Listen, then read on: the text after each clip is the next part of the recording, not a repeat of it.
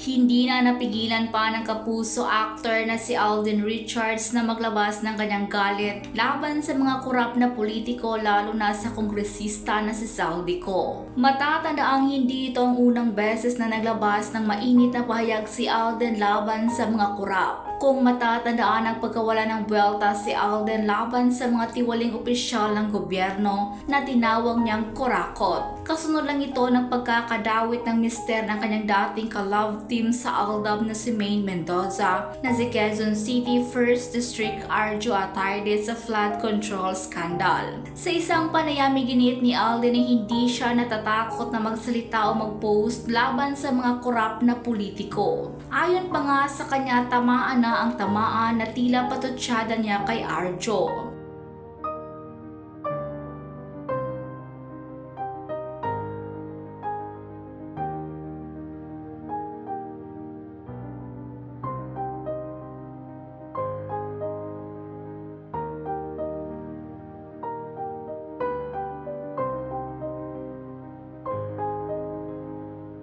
At ngayon ay viral na naman ang post ni Alden, ngunit sa pagkakataong ito ay laban naman kay Zaldico. Matatandaang marami ang galit kay Zaldico dahil isa umano sa mga politiko na may pinakamalaking na bulsa mula sa iba't ibang proyekto ng gobyerno. Kabilang narito ang malaking flood control projects na nagkakahalaga ng ilang bilyon o trilyong peso. Sa kanyang IG story ay binahagi nga ni Alden na isang post kung saan nakasaad ang laki ng nakurakot ni Zaldico na umabot sa 35 bilyong peso. Nakasaad din sa post na para maubos sa 1 bilyon sa isang taon, kailangan gumastos na isang tao ng 2.8 milyon. Kaya sa kaso ni Zaldico, kaya niyang gumastos ng 98 milyon sa isang araw. Sa kanyang caption, nagbabala nga si Alden kay Zaldico na darating din ang araw nito na pagbabayaran nito ang kanyang kasakiman na kumitil sa buhay ng maraming Pilipino.